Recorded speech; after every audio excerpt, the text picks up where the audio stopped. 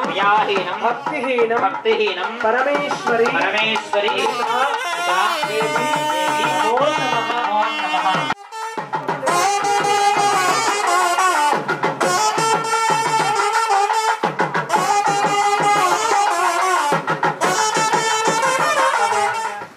నమ ప్రణవార్థాయ శుద్ధ జ్ఞానైకమూర్తయే నిర్మలాయ ప్రశాంతాయ దక్షిణామూర్తయే నమః.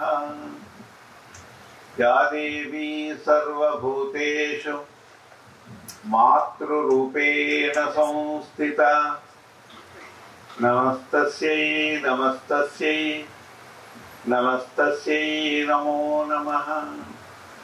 మాతా మహారాజ్ఞికి మాతా మహారాజ్ఞికి మాతా మహారాజ్ఞికి. అంటే ఉదయం మీరు టిఫిన్ చేయకుండా పూజ కూర్చున్నారా, టిఫిన్ చేసి పూజ కూర్చున్నారా? అంటే చేతులు సగం పైకి వస్తున్నాయి, తర్వాత ఆగిపోతున్నాయి. అట్లా కాకుండా పూర్తిగా ఎత్తితే అమ్మవారు ఇక్కడ ఉన్నారు.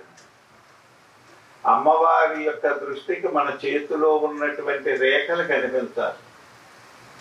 కనిపించినట్లయితే అమ్మవారి గాని చూసినట్లయితే కృపచేత అరుణాం కరుణా తరంగితాక్షి. అక్షి అంటే కన్ను.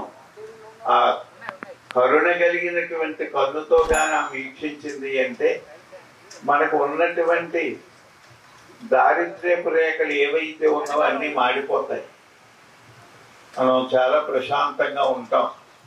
అందుచేత మీరు లజ్జ వదిలి చక్కగా రెండు చేతులు మా అమ్మకు చూపిస్తూ ఉన్నాను అనేటటువంటి భావంతో మీరు పైకెత్తండి. మాతా మహారాజ్ఞికి మాతా మహారాజ్ఞికి బోళా శంకర భగవానికి గణేశ మహారాజ్కి సద్గురునాథ్కి హర నమ పార్వతీ పతే హర హర మహాదేవ్. ఉపాలయాల్లో ఉన్నటువంటి దేవతలందరికీ కూడా వస్త్రాలు ఇవ్వటం జరిగింది. అవన్నీ ధరించుకుని వారందరూ కూడా సంతోషంగా ఉన్నారు. మనం ఏ కార్యక్రమాన్ని అయితే సంకల్పం చేసామో ఆ కార్యక్రమాన్ని నిర్విఘ్నంగా కొనసాగించడానికి దేవతలు, ఋషులు, గురువురి యొక్క అనుగ్రహం మనకు సంపూర్ణంగా ఉన్నది అని మనం భావిస్తూ ఉన్నాం. ఈరోజు కార్యక్రమంలో ఈరోజు శుక్రవారం. ఈ రోజుకి అధిపతి శుక్రుడు. అమ్మవారికి పూజ సువాసన్యర్చన ప్రీత శోభన శుద్ధ మానస. అంటే అమ్మవారికి పాదాల మీద కొంచెం కుంకుమ వేసినట్లయితే ఆమె ఎంతో తృప్తి పడిపోతుంది. మనకి లలితా సహస్రనామాలు 1000 రానక్కర్లేదు. ఒక్క నామం శ్రీమాత శ్రీమాత శ్రీమాత శ్రీమాత లేకపోతే శ్రీమాత్రే నమః శ్రీమాత్రే నమః అంటే చాలండి. ఆమె ఎన్ని ఇస్తుంది అంటే అన్ని ఐశ్వర్యాలు ఇస్తారు. ఎన్ని ఐశ్వర్యాలు? వాంఛితార్థ ప్రదాయిని. అంటే ఒక్క మాట అండి, 2 అక్షరాలు శ్రీమాత్రే నమః అని. కానీ మనం ఖచ్చితంగా హృదయపూర్వకంగా చేస్తే అన్ని ఐశ్వర్యాలు ఇస్తాను. సర్వాపద్వి నివారణ. ఐశ్వర్యం ఇవ్వటమే కాదు, ఆపదల నుండి కూడా గట్టెక్కిస్తాను. వాంఛితార్థ ప్రదాయ కోరిన కోరికలన్నీ తీరుస్తారండి. మరి ఏముండాలి? నమ్ముతున్నాం కదండి మనం. ఎందుకు తీర్చటం లేదు? మనం అమ్మవారిని నమ్ముతున్నాం. రోజు లలితా సహస్రనామ పారాయణ చేస్తున్నాం, స్నానం చేస్తున్నాం, వంట చేసుకుంటున్నాం, తింటూ ఉన్నాం, అమ్మవారిని ప్రార్థన చేస్తూ ఉన్నాం. ఎందుకు మనకి కోరిన కోరిక తీరవటం లేకపోతుంది అంటే శాస్త్రం ఒకటి చెప్తుంది. అంటే కర్మ యొక్క శేషం అంత బలీయంగా ఉంది మనకి. గత జన్మలో చేసినటువంటి పాపం అంత బలీయంగా ఉంది. ఇప్పుడు బాగా వారం రోజులు కానీ స్నానం చేయకుండా ఉంటే సబ్బుతో ఒక్కసారి రుద్దుకుంటే వాసన పోదు. 2-3 సార్లు రుద్దితేనే కానీ వాసన పోదు. అదే రీతిగా అనేక కర్మలు చేసి పుట్టాం కాబట్టి ఆ పాపం పోయే వరకు కూడా, అంటే మనకి ఈ అమ్మవారి యొక్క నామం అనే సబ్బు బాగా పనిచేస్తుంది, రుద్దుతూ ఉంటుందండి. అంటే అనుభవించవలసినటువంటి కర్మ తేలికగా అనుభవింపజేస్తుంది, బరువుగా కాకుండా. ఆ తేలికగా అనుభవించి మనం ఇంకా ఇట్లా తిరిగేటట్టుగా ఉంది. మన కర్మలన్నీ నిజంగా చూసుకుంటే చాలా బలీయమైన కష్టాలు భరించవలసినటువంటి జాతకాలు కూడా చాలా మందికి ఉంటాయండి. కానీ వాటిని అన్నిటినీ తేలికగా, చాలా తేలికగా నీళ్ళల్లో బరువులా లాకెడుతూ ఉన్నది. అందుచేత మనం అమ్మవారిని ప్రార్థన చెయ్యాలి. ఏదో ఒక దేవతను ముఖ్యంగా పెట్టుకోవాలండి. ఎప్పుడు తిరుగుతూ ఉండకూడదండి.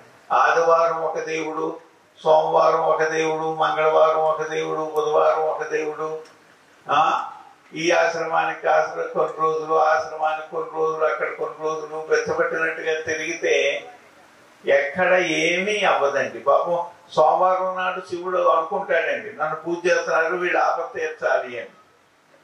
మళ్ళీ మంగళవారం వచ్చేటప్పటికి ఆంజనేయుడి దగ్గరికి వెళ్తారు. నాకెందుకు ఈ గొడవ, ఆయన చూసుకుంటాడని ఆయన వదిలేస్తాడు.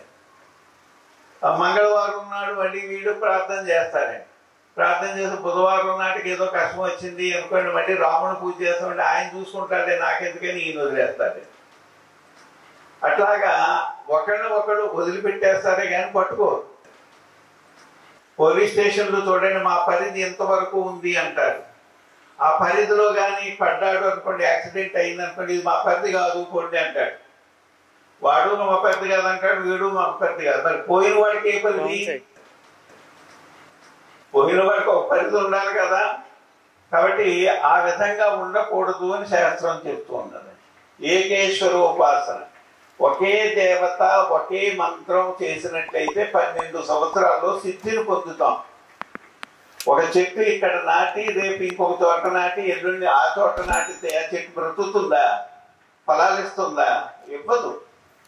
అట్లాగే నామం కూడా మనం 12 సంవత్సరాలు ఏకగ్రీవంగా చెయ్యాలి, ఇష్టంతో చెయ్యాలి. ఏదో నేను చేస్తున్నాను, యథాలాపంగా చేస్తున్నాను వారు అన్నారు కదా, ఏదో శాస్త్రం చెప్పింది, విష్ణు సహస్రనామం చేయమంది, లలితా సహస్రనామం చేయమంది. చూడండి, మనకి ఇష్టమైన వాళ్ళకి ఒక కూర, ఒక వంటకం చేసాము అనుకోండి, ఎంత ఇష్టంతో చేస్తాం. ఒక వంటకం చేసేటప్పుడు ఎవరైనా మనకి ఇష్టమైనటువంటి వాడు వస్తూ ఉంటే మన మైండ్ అంతా అక్కడ పెట్టి చేస్తాం. అదే మనకి ఇష్టం లేని వాళ్ళు, లేదా రోజు డైరీ చేసుకునేదైతే ఏదో ఇంత ఉప్పు కారం వేసేసి దింపేస్తాం. మరి దానికి దీనికి తేడా ఉందా లేదా? అట్లా భగవంతుణ్ణి అర్చన చేసేటప్పుడు ఇష్టంతో చెయ్యాలి, ఇష్టంతో చెయ్యాలి. ఎందుచేతంటే టైం అంతా గడిచిపోతుంది, వార్ధక్యం వచ్చేస్తుంది. ఇంక భగవంతుడిని ఎప్పుడు తెలుసుకుంటాం, ఐశ్వర్యాన్ని ఎప్పుడు పొందుతాం? ఒకసారి నేను ఒకరింటికి భిక్షకి వెళ్ళాను, అంటే భోజనానికి వెళ్ళాను. పాప అన్ని వడ్డించారు, చాలా బాగుంది, చక్కగా భోజనం చేసాం. నేను రసంలోకి వస్తాం కదండి, టమోటా రసం పెట్టారండి ఆ తల్లి. టమోటా రసం పెట్టేటప్పటికి వడ్డిస్తున్నారు. ఆ రసం పలసగా ఉంటుంది కదా, ఒక గంటతో తీసి వడ్డించి, స్వామి ముక్కలు వడ్డించనా అన్న. అంటే వడ్డించండి అమ్మా అన్న. ఆ గంట పెట్టి తిప్పుతున్నారు. అంటే దానిలో ఏముంటుంది? టమోటా వేసారు, ఆ గుజ్జంతా నీళ్ళల్లో కలిసిపోయింది, దాని మాంసానికి ఉన్నటువంటి కంట కూడా కలిసిపోయింది, ఇంకా తోలు ఒకటి మిగిలింది, అది చెంచాకు వచ్చింది, అది వడ్డించారు. జీవితం సంసారంలో మీరు అంటే ఆ టమోటా పండులాగా మీరు ఈ సంసారంలో పడ్డారు, మంచిదే. ఆఖరికి మిగిలే తోలు ఒకటే మిగులుతుందండి. రసం అంతా పోయింది, రసవర్జిత, రసం పోయింది. బ్రెయిన్ సరిగా పనిచేయటం లేదు, కాళ్ళు సరిగా పనిచేయటం లేదు. ఏది పని చేయకపోయినా మనసు సరిగా పనిచేయాలి.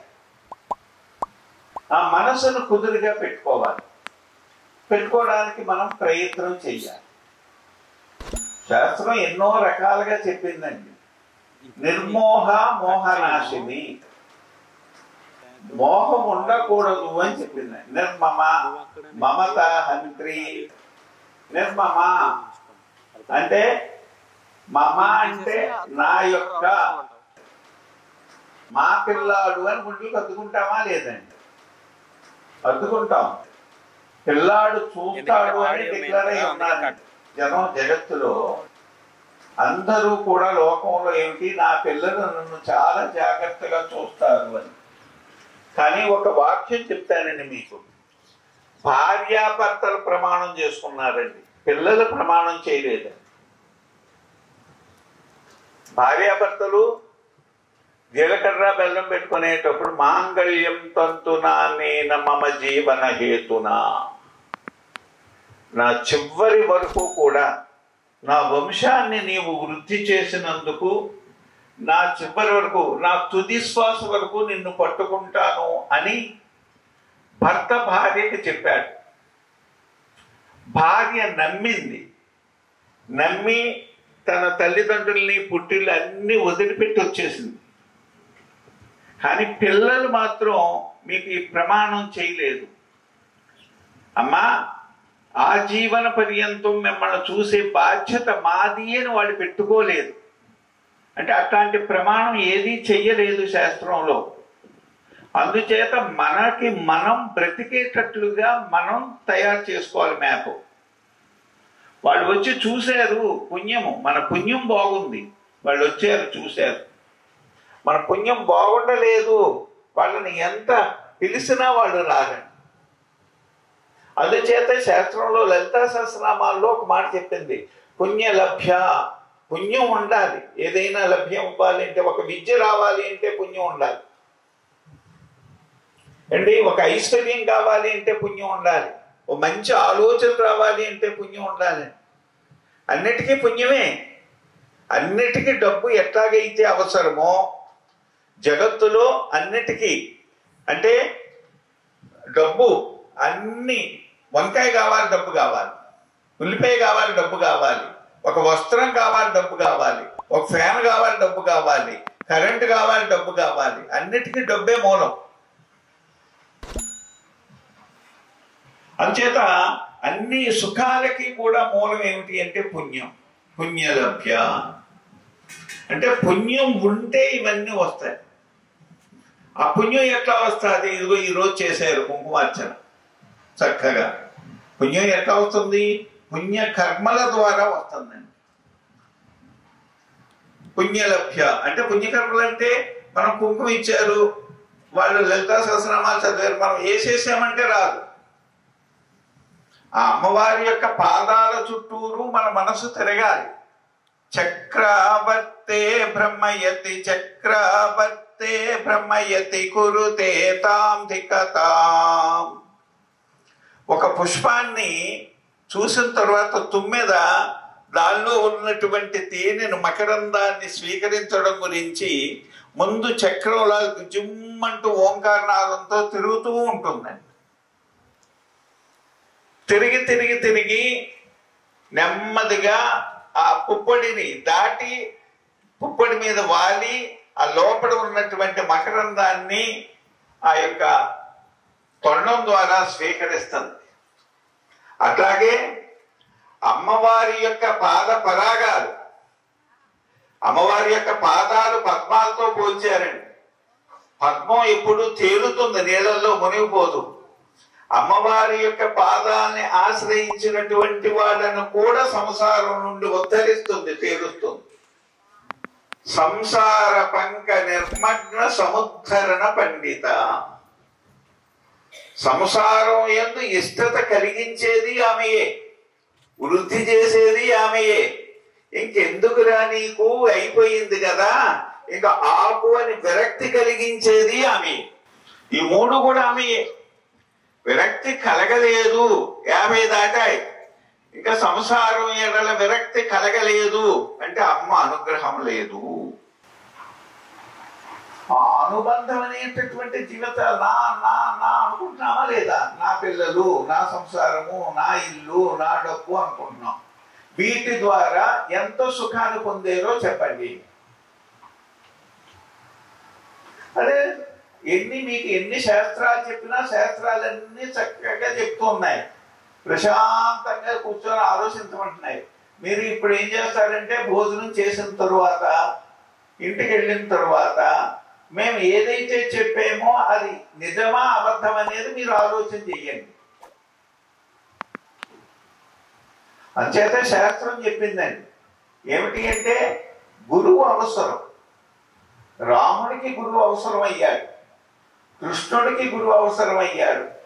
కాబట్టి మహానుభావులందరూ గురువులను ఆశ్రయించారు. ఆశ్రయించుకొని వారి ద్వారా ఒక మార్గంలో నడిచారు. వారు ఆ దివ్యత్వాన్ని పొందారు. సుఖము అనేటటువంటి భవరోగ చికిత్సాలయం అంటారండి సంసారాన్ని. మనకి రోగానికి హాస్పిటల్స్ ఉన్నాయి. ఏ రోగం వస్తే కంటికి రోగం వస్తే కంటి హాస్పిటల్, ముక్కుకు రోగం వస్తే ముక్కు హాస్పిటల్, హార్ట్కి హాస్పిటల్, రోగం వస్తే హార్ట్ హాస్పిటల్ అన్నీ ఉన్నాయి. కానీ ఇక్కడ ఏం చెప్పారు, మనస్సుకు పట్టినటువంటి ఆలోచన అది డిప్రెషన్లోకి వెళ్ళిపోద్దండి. అందుచేత మనం లోకంలో ఏం చెప్తాం, మానసిక వైద్యుల దగ్గరికి వెళ్ళండి అంటే మెంటల్ డాక్టర్ దగ్గరికి వెళ్ళాలి. వెళితే వాళ్ళు అంతా పడుకోబెడతారు, ఒక ట్యాబ్లెట్ ఇచ్చి పడుకోబెడతారు, అంతకన్నా ఏమీ చేయదు. కానీ శాస్త్రం చెప్తుంది ఎక్కడ మూలంలో ఎక్కడ నువ్వు దేని గురించి దీర్ఘంగా ఆలోచిస్తున్నావో చూడు, దానికి నీకు ఏమిటి సంబంధమో చూడు. దానికి దీనికి సంబంధం చూసిన తరువాత నీవు ఆ విషయం మీద కానీ పోట్లాడినట్లయితే, ఆ విషయంతో నాకు సంబంధం ఏమిటి అని వదిలిపెట్టేసినట్లయితే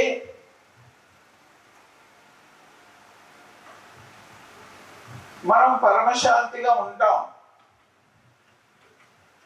అది ఆలోచించాలి.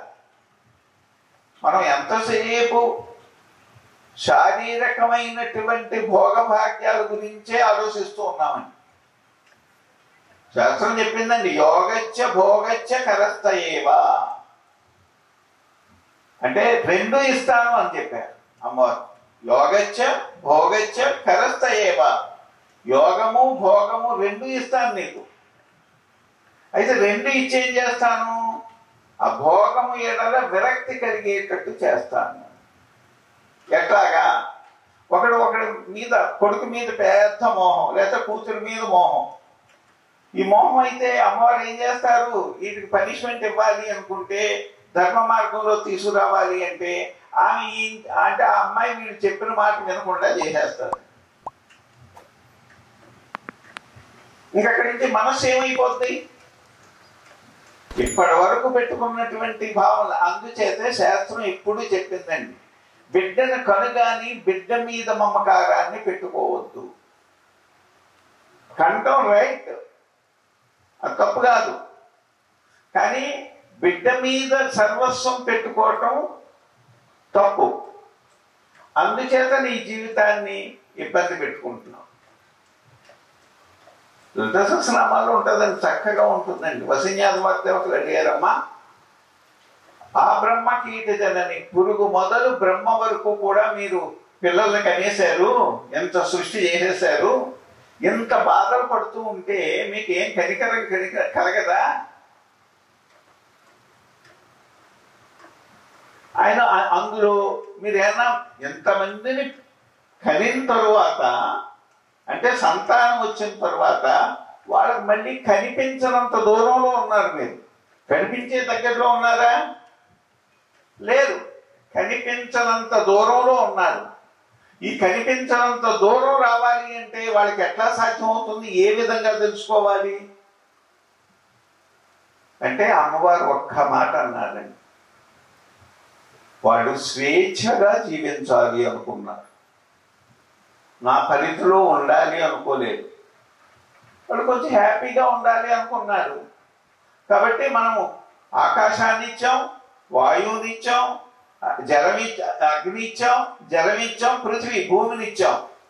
వీటి మీద హాయిగా జీవించండి అని అన్ని వారికి ఏమైతే అవసరమో అన్ని సృష్టి చేశాం. శనగలు ఉన్నాయి, పెసలు ఉన్నాయి, కందులు ఉన్నాయి, ఏమండి ఐరన్ ఉంది, బొగ్గు ఉంది, బంగారం ఉంది, ఇనుము ఉంది, డైమండ్స్ ఉన్నాయి, అన్నీ ఇచ్చారండి. ఏది తక్కువ చేయలేదు. సుఖంగా బ్రతుకు అన్నారు. మరి అన్నీ ఇచ్చినప్పుడు సుఖంగా బ్రతకాలి కదా. అన్నీ ఇచ్చిన తర్వాత సుఖంగా బ్రతకమంటే అన్నీ వచ్చాయి కాబట్టి సుఖంగా బ్రతకలేకపోతున్నాం మనం. ఎందుచేత అంటే నాది చేసుకోవాలి అని, ఇది నా సొంతం అవ్వాలి. ఏమవ్వాలి? సొంతంగా కావాలి. అంటే సొంతం అనేది లేనే లేదండి. మీకు ఇళ్ళు ఉన్నాయా లేదా? ఇళ్ళు ఉన్న వాళ్ళు చేయలేదండి. తక్కిన వాళ్ళు అందరూ అద్దెలేనా? ఇల్లు ఉన్న వాళ్ళు మా ఇల్లు అంటారు. మేము ఎక్కడికన్నా వెళ్ళామనుకోండి, స్వామి మా ఇల్లు అడుగు పెట్టండి, ఇవన్నీ చూడండి, ఒకసారి కొత్తగా కట్టించాము అంటారు. నిజంగా ఇల్లు మీదైతే కార్పొరేషన్ ట్యాక్స్ ఎందుకు కట్టాలండి? ఏంటి ఇప్పుడు మన ఇంటికి ఎవడైనా వచ్చాడు, నేను ఉంటానంటే అద్దె కట్టు అంటున్నాం లేదా?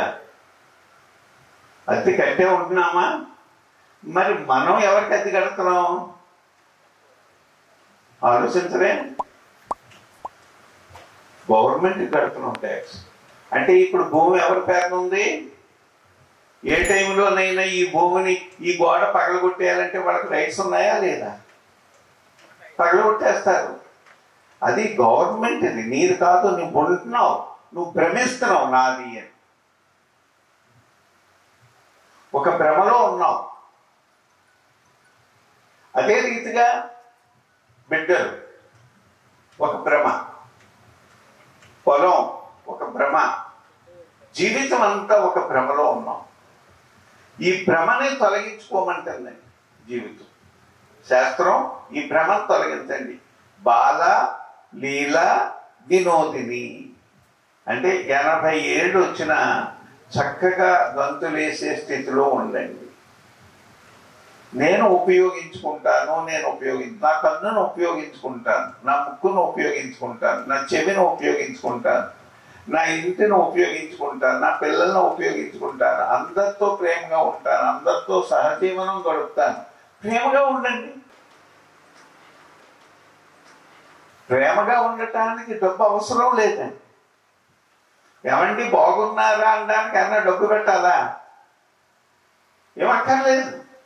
మంచినీళ్ళు తీసుకుంటారా, కాస్త మంచినీళ్ళు తీసుకుంటారంటే ఏమన్నా డబ్బు పెట్టాలా? పెట్టక్కర్లేదు. కానీ దీని గురించి ఎందుకు కష్టపడుతున్నాం? ఎప్పుడైనా ఆలోచన చేస్తున్నారా? అది ఆలోచన చేయమని చెప్తుందండి శాస్త్రం. అందుచేత శాస్త్రం చెప్పింది నామపారాయణ ప్రీత నంది విద్య నటేశ్వరి. నామపారాయణ అంటే ఈ హృదయానికి పట్టినటువంటి మురికి ఏదైతే ఉందో అది పోవాలి అనుకుంటే కొంచెం ఏదో మనం వేపుడు చేశాము, ఆయిల్ తక్కువయ్యింది, కొంచెం వేపుడు అంటే ఆ మసాలా కొంచెం మాడింది, నల్లగా పట్టింది, అది పోవాలి అంటే ఇటుక పొడో సర్ప పొడో ఏదో పొడి వేసి ఇంకొకటి రబ్బర్ తీసుకొని రుద్దుతాం. రుద్దితే మళ్ళీ తెల్లగా వస్తుంది ఆ పాత్ర. అట్లాగే ఇదంతా నల్లగా అయిపోయిందండి. మనం ఎట్లాగంటే మనం వంటశాలలోకి ఒక తెల్లటి వస్త్రం తీసుకెళ్ళండి. వంటిళ్ళు ఉన్నాయా మీకు? లేవా? ఎవర్రా? అన్ని పాయింట్లేనా? కర్రీ పాయింట్, రైస్ పాయింట్లు, లేకపోతే బేకరీ పాయింట్లు ఇయేనా? ఈ మధ్యలో వంటలు కూడా తల్లులు చేయటం లేనట్టు ఉందండి. టైం అయ్యేటప్పటికి తండ్రులు పాపం తెచ్చేసి పెట్టేస్తున్నారు. అంచేత హాస్పిటల్స్ అన్నీ ఎప్పుడు ఫుల్గా ఉంటున్నాయండి. హాయిగా వాళ్ళు హాయివంతులండి. డాక్టర్లు అందరూ పుణ్యాత్ములు. వాళ్ళు ముందు జన్మలు బాగా తపస్సు చేసి ఉన్నారండి. వీళ్ళందరూ రోగగ్రస్తులు అవ్వాలి, మేము డాక్టర్లు అవ్వాలి అని. కాబట్టి ఆ విధంగా కాదండి, మనం సొంతంగా వంట చేసుకోవాలి. చక్కగా వంట బయట ఫుడ్, బయట ఆహారం తీసుకోమని శాస్త్రం చెప్పలేదండి అసలు. ఆ లోపల మనం ఇంత పచ్చడి చేసుకుంటే, ఇంత అన్నం పెట్టుకొని ఎంత పచ్చడి వేసుకొని ఎంత నేర్చుకు వేసుకొని తింటే ఎంత హాయిగా ఉంటుంది. అన్నం అంతా తినవచ్చు. ఎంత మజ్జిగ వేసుకుంటే శుభ్రం కడుపు చల్లగా ఉంటుంది. ఆ బయట భోజనాలు 2 రోజులు తినండి, అందుకే అస్వస్థతలండి. అందుచేత నామపారాయణ ప్రీత, నామం చెయ్యండి బాగా. కలికాలంలో యాగాలు హోమాలు ఏమీ చేయలేమండి, అన్ని కల్తీ. మనం ఇప్పుడు రేపు స్వాహ అంటే యాగాలు పెట్టారు వీళ్ళందరూ. ఈ యాగం పెట్టి అందరిని కూర్చోమన్నారు, కూర్చుంటారండి. అంటే స్వచ్ఛమైన ఆవు నెయ్యి ఎక్కడి నుండి తెస్తాను చెప్పండి? స్వచ్ఛమైంది మనకి ఆవు పాల నుండి తీసినటువంటి నెయ్యి కావాలి అంటే ఎక్కడి నుండి తెస్తాం? మరి ఆ నెయ్యి ఎవరికి ఎడుతుంది? అగ్ని ద్వారా. అంటే అగ్ని యొక్క భార్య స్వాహాదేవి ఉందండి. ఆ స్వాహాదేవి ఏం చేస్తుంది? మనం అగ్నిలో ఇంద్రాయ స్వాహ అన్నాం అనుకోండి, ఇది ఈ అగ్నిలో వేసినటువంటి ఈ నెయ్యిని ఆమె తీసుకొని వెళ్ళి ఇంద్రుడికి ఇచ్చేస్తుందండి. ఇప్పుడు ఆ ఇంద్రాయ స్వాహ అనగానే వెళ్ళిపోయింది. రాకెట్ ఎంత స్పీడ్గా వెళ్తుందో దానికన్నా ఎక్కువ స్పీడ్లో వెళ్ళి ఇంద్రుడికి అప్పచెప్పింది ఆహారం. మళ్ళీ తిరిగి మళ్ళీ హోమం దగ్గరికి వచ్చేస్తారు. వచ్చేసి మళ్ళీ ఇంద్రాయ స్వాహ అన్నాం అనుకోండి, మళ్ళీ అది తీసుకెళ్ళి అక్కడ అప్పచెప్పేసి మళ్ళీ వస్తారు. ఎంత ప్రక్రియ జరుగుతుందో చూడండి. దానికి శుద్ధి, వస్తు శుద్ధి కావాలి. ఎంత లావు పుల్లలు వేయకూడదు హోమంలో. శాస్త్రం చెప్పింది. బటన్ చిటికిన వేలు ఎంతో మనం పండు తోముకుంటాం పుల్ల, అది అంత పుల్లలు అట్లాంటివి కావాలి. అయినా చెట్టు నుండి ఇరిగి కింద పడాలి. వేసవకాలం చెట్టు నుండి ఇట్లా ఇరిసేయకూడదు. చూడండి ఎంత ఎంత చెప్పిందో మన శాస్త్రం. చెట్టు నుండి ఇరవద్దు, అది క్రింద పడాలి. అవన్నీ పోగు చేసుకోవాలి. స్వచ్ఛమైన ఆవుని ఒక దాన్ని పెట్టుకోవాలి దగ్గర, ఆ పాలు తీయాలి, పెరుగు చేసుకోవాలి, ఎంత నెయ్యి చేసుకోవాలి, ఎంత స్వాహాన్ని మనం చేస్తే 1,00,000 మంది చెయ్యక్కర్లేదు. వాడు ఒక్కడు చేసినటువంటిది దేవుడు పొందుతుంది.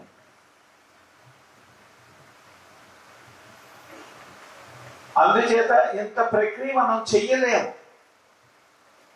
అందుచేత మంత్రశుద్ధి, తర్వాత భావశుద్ధి. భావం కూడా శుద్ధి లేదండి మనకి. పైకి ఒకలా మాట్లాడతాం, లోపల ఒక అనుకుంటాం. పైకి ఎవరికైనా కష్టం వచ్చింది అనుకోండి, అయ్యో పాప నీ కష్టం వచ్చిందా అని అంటారండి. కానీ అసూయ పోకపోతే పర్వాలేదు, నీకు జరగవలసిన పనే జరిగింది.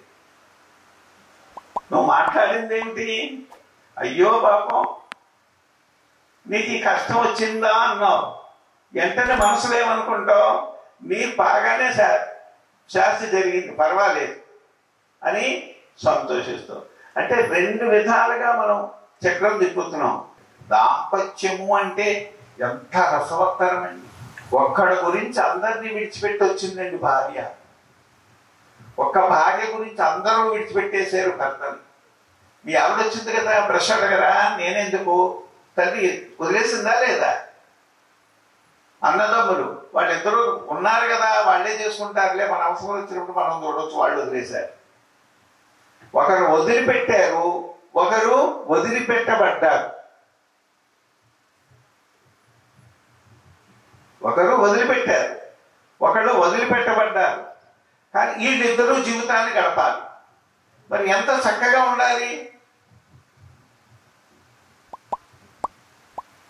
ఏదో కష్టం వచ్చినప్పుడు, కాబట్టి ఒక భార్యని సముదాయం చేసేటప్పుడు, ఏమే నా గురించి ఇంత కష్టపడ్డావు, పిల్లల్ని కన్నావు, ఎంతో రాత్రింబవళ్ళు చేసావు, నీ కృషి నేను ఏం వర్ణించలేను, నీ రుణం నేను తీర్చుకోలేను అని భర్త గాని ఒక్క మాట మాట్లాడాడు అనుకోండి, ఆమె జీవితంలో పడిన కష్టం అంతా మర్చిపోతుంది. అట్లాగే భర్త, కష్టం వచ్చింది భర్తకి, ఏమంటే మా గురించి ఇంత కష్టపడుతున్నారు, రాత్రింబవళ్ళు కష్టపడుతూ ఉన్నారు, ఏదో 10 రూపాయలు తెచ్చి మమ్మల్ని పోషించాలి అని, పైకి తీసుకురావాలని మీరు అనుకుంటూ ఉన్నారు. కానీ అది సాగటం లేదు, అది జరగటం లేదు. దానికి మీరేం చేస్తారు? అది మా కర్మ. అనుభవించే వాళ్ళం మేము కాబట్టి, మా కర్మ ఇట్లా ఉంది కాబట్టి మీకు దక్కటం లేదు, దాని గురించి మీరు ఎంతో బాధపడవద్దు, మన పుణ్యం బాగున్నప్పుడు తప్పకుండా కలిసి వస్తుంది అని ఒక సానుభూతి వాక్యం మనం భర్తకి చెప్పగలుగుతామా? చెప్తే బాగుంటుంది కదా. అందుచేత అమ్మవారు చెప్పేది ఏమిటి అంటే, శృంగార రస సంపూర్ణ జయ జాలంధర స్థిత. శృంగారము అనేటటువంటి పదానికి 2 గంటలు మనం చెప్పుకోవచ్చండి విషయం. ఎంత అద్భుతంగా ఉంటుందో అని ఆ అమ్మవారు అయ్యవారికి చేసేటటువంటి సేవ. ఇవన్నీ ఎందుకు అంటే చూసి అర్థం ఎందుకండి, అర్థం ఎందుకు? ముఖం చూసుకోవడానికి. ముఖం చూసుకోవడం ఎందుకు? ముఖంలో ఏదైనా బొట్టులో కానీ ఏదైనా వంకర ఉంటే వంకర లేకుండా తిన్నగా పెట్టుకోవడానికి, అంతేనా కాదా? సరి చేసుకోవటానికేనా? అవును కదా. మరి అట్లాంటప్పుడు అంటే అద్దాన్ని చూసి ముఖాన్ని సరి చేసుకున్నట్లు మనం భగవంతుడి యొక్క జీవితాన్ని చూసి సరి చేసుకోవాలి జీవితాన్ని. రామచంద్రుడు ఇట్లా బ్రతికాడు, సీతమ్మ తల్లి ఇట్లా బ్రతికింది, పార్వతీదేవి ఇట్లా బ్రతికింది, ధర్మరాజు ఇట్లా బ్రతికాడు. వీళ్ళకన్నా మనకి ఎక్కువ కష్టం రాలేదు, మనం వస్తుంది. ధర్మచ్యుతి పొందకూడదండి ఎప్పుడు కూడా. ధర్మచ్యుతి, ఏదైతే తినాలో అదే తినాలి, ఏదైతే త్రాగాలో అదే తాగాలి. కానీ నీకు నిర్దేశించినటువంటి పదార్థాన్ని నువ్వు తినకూడదు, నిర్దేశించిన పదార్థాన్నే తినాలి, నీకు నిర్దేశం లేని పదార్థాన్ని తినకూడదు. కాబట్టి ఇట్లాంటి చిన్న చిన్న పాపాలు చేయటం వల్ల ఏమవుతుందంటే బుద్ధిమాన్యం కలుగుతుంది, అది ధర్మచ్యుతి అవుతుంది, మనం శాంతిని పొందలేకపోతున్నాం. మీరు ప్రేయర్ చెయ్యండి. అమరనామాలో ఉంది చైతన్యార్ఘ్య సమారాధ్య చైతన్య పుష్పప్రియ. మనం ఒక మాట ఒక పద్ధతి నేర్చుకున్నాం. ఏదైనా మన కష్టం వస్తే ఒక పురోహితుడి దగ్గరికి వెళ్ళో లేదా గురువు గారి దగ్గరికి వెళ్ళో ఏ హోమం చేస్తే తగ్గిపోద్ది, ఏ జపం చేస్తే తగ్గిపోతుంది, అది చేసి పెట్టండి అంటాం. కానీ మనం నిజంగా చెయ్యం. మనం హార్ట్ఫుల్గా భగవంతుడి దగ్గర కూర్చొని ఏడవాలటండి. లలిత సహస్రనామాల్లో ఉంది చైతన్యార్ఘ్య సమారాధ్య చైతన్య పుష్పప్రియ. చైతన్యం కదిలే నీళ్లు. కదిలే నీళ్ళు ఏంటంటే గుండె కరిగిపోవాలి, గుండె కరిగి కళ్ళు అనే కాలువల నుండి పారాలి. పారితే ఎక్కడ పడాలి? అమ్మవారి పాదాల మీద పడాలి. వేడి కన్నీటి బిందువులు పడితే అయ్యో అని ఆ తల్లి చూస్తుంది, అప్పుడు కరుణిస్తుంది, మన బాధలన్నింటినీ కూడా తగ్గిస్తుంది. అందుచేత మీరందరూ కూడా వచ్చినందుకు మాకు సంతోషం. రేపు కూడా వీలైతే ఒక 2 మంత్రాల గురించి చెప్పుకోవచ్చు. అమ్మవారి యొక్క నామాల్లో మీరు మారండి, ముందు మారాలంతే. నేను చెప్పేది ఏమిటి అంటే తల్లులారా, మనకి అవకాశం ఉన్నప్పుడు మారాలి, చాలా మారిపోవాలి, చాలా చాలా మారాలి. అన్ని విషయాలకి దూరంగా ఉండాలి, ప్రశాంతంగా ఉండాలి, ప్రశాంత జీవితాన్ని గడుపుకోవాలి. సంస్కృతి అంతా స్త్రీల మీద ఆధారపడి ఉందండి. భారతదేశ సంస్కృతి ఒక్క స్త్రీమూర్తి మీదే ఉందండి. ఉదాహరణకు ఒక్క మాట చెప్పి వదిలిపెడతాను. భర్త గాని త్రాగుబోతూ తిరుగుబోతూ తరువాత ఈ వ్యసనపరుడైనట్లయితే ఆ ఇంటికి ఒక ఆడబిడ్డని ఇవ్వటానికి సంశయించరండి. ఏదో మగాడు కదా తిరుగుతున్నాడు అని వదిలిపెట్టేస్తారండి, వదిలిపెట్టి ఆ బిడ్డని ఇచ్చేస్తారండి. కానీ ఒక స్త్రీ ఒక తప్పుగాని చేసినట్లయితే ఆ ఇంటికి ఆడబిడ్డని ఇవ్వటం చాలా సంశయిస్తారు, చాలా కష్టమండి. ఇంచేత పునాదుల్ని కదిపేస్తుంది, ఆ సంస్కారం లేకుండా పోతుంది. అందుచేత స్త్రీమూర్తి మీదే ఆధారం ఉందండి. చూడండి, ధర్మపత్ని అమ్మవారి నామ ధర్మపత్ని అంటారండి. స్త్రీలను ఏమంటారు? భార్యను ఏమంటారు? పత్ని అనే సంబోధం లేదండి, ధర్మపత్ని. మరి ఆవిడ ఏం చేస్తుంది? ఏమండి రేపు పౌర్ణమి, కాస్త 1 గంట ముందు లేవండి, కొంచెం స్నానం చెయ్యండి, నేను అన్నీ సర్ది పెడతాను, వచ్చి అట్లాగే అగ్గిపెట్టి వెలిగించి దీపం వెలిగించండి, ఒక అగరపుల్లు వెలిగించండి, 2 చేతులు ముడిచి నమస్కారం చేసుకోండి, భగవంతుడు అనుగ్రహిస్తాడు అని నెమ్మదిగా చెప్పి ధర్మ మార్గంలోకి ప్రవేశింపజేసేదే భారతం.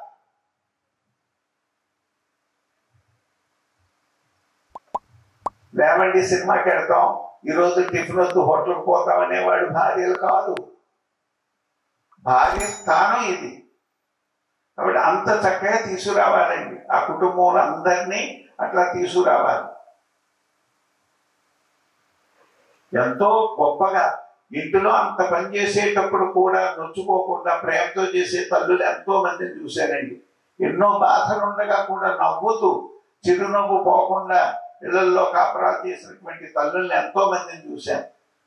కాబట్టి స్త్రీ మీదే ఆధారపడి ఉన్నది. మన భారతీయ సంస్కృతి అంతా కూడా స్త్రీ మీద ఆధారపడి ఉంది.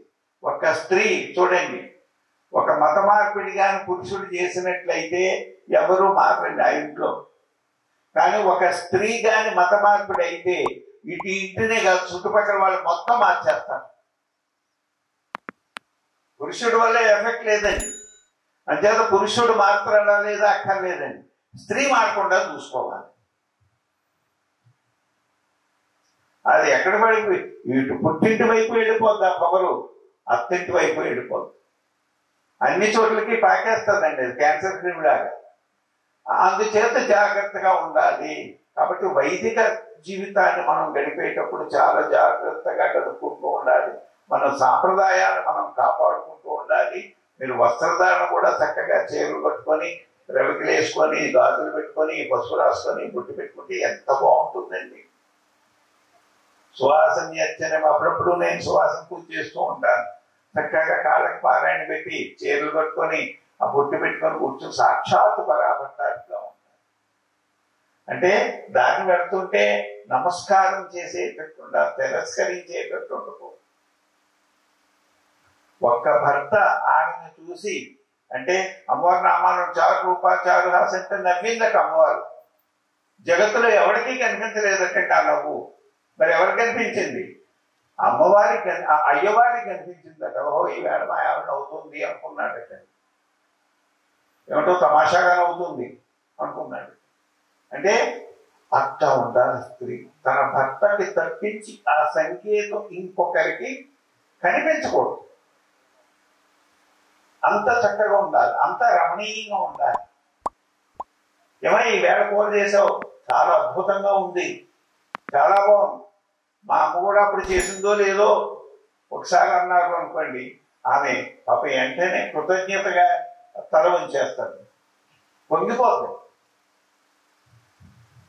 ఒక్క మాటే కదా అండి. మీ వాళ్ళు ఇప్పుడు నన్ను పెళ్ళైన కొడుకులో తీసుకెళ్ళినప్పుడు మీ అమ్మగారు నాకు ఏమిటి అంటే ఆ చికెన్ నీళ్ళల్లో కారం కలిపేసి ఇచ్చేశారు. ఇప్పటికీ మర్చిపోయాను. ఈ ఎత్తు పొడుపు ఒక నవ్వుకోవడానికి.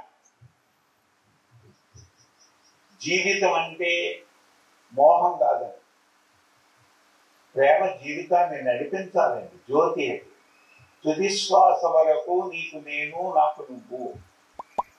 మనకి ముక్కు లాంటిదండి సంబంధం.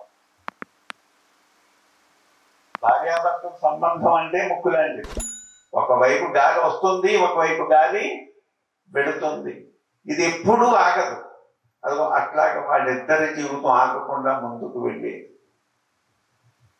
రైల్వే ట్రాక్ కానీ ఎక్కడైనా కలిసింది అంటే అక్కడ గమనం ఆగిపోతుంది. కలవనంతసేపే అయ్యారు. అట్లా ఇద్దరు కలిసి ఒక ట్రాక్ మీద ట్రాక్ అది విడివిడిగా ఉండి నడుపుతూ ఉన్నారు. ఎక్కడైనా కలిశారు అంటే ఒకరు తప్పారు అంటే గమనం ఆగిపోయినట్టే. అందుచేత మీరందరూ చాలా చాలా పుణ్యాత్ములు. అమ్మవారు ఇప్పుడు శుక్రవారం ఈవేళ మీరు కోరుకున్నటువంటి కోరికలన్నీ న్యాయమైనవైనట్టయితే అన్ని తీర్చాలి అని. అంటే ఎందుచేత అమ్మవారే చెప్పింది, నేను అది చెప్పక్కర్లేదు. నియంత్రి నిఖిలేశ్వరి. దాంట్లో నేను చూస్తాను ఆ పట్టీలో వీడు పనిచేసి కోరుతున్నాడా పని చేయని కోరుతున్నాడా అని చూసుకుంటారట. చూసుకొని న్యాయబద్ధమైనటువంటి కోరికలన్నీ తీరుస్తారట. అందుచేత ఆ విధంగా మీరు కోరుకున్నటువంటి కోరికలన్నీ తీర్చి మీలో చైతన్యాన్ని కలిగించి ఆ తర్వాత అమ్మాయందు అనురక్తిని కలిగించి ఈ జగత్తంతా అసత్యము అని తెలిసేటట్టుగా జ్ఞానాన్ని ప్రసాదించి మీరందరూ కూడా ప్రశాంత చిత్తులై చక్కగా ఇంట్లో ఉన్న బయట ఉన్న సంసారంలో ఉన్న ఏదీ నాది కాదు ఏదీ నాది కాదు, వ్యవహారం గురించి ఇదంతా నడుపుతున్నాను కానీ నాకు సంబంధం లేదు అనేటటువంటి భావనతో జీవించేటటువంటి గొప్ప సంస్కారం, గొప్ప హృదయాన్ని మీకు ఇవ్వాలి అని ఆ పరాభక్తాలకు పాదాలకు ప్రణామాలు అర్పిస్తూ విరమిస్తున్నాను. माता महाराज्ञी की, माता महाराज्ञी की, माता महाराज्ञी की। हर नमः पार्वतीपतये, हर हर हर महादेव।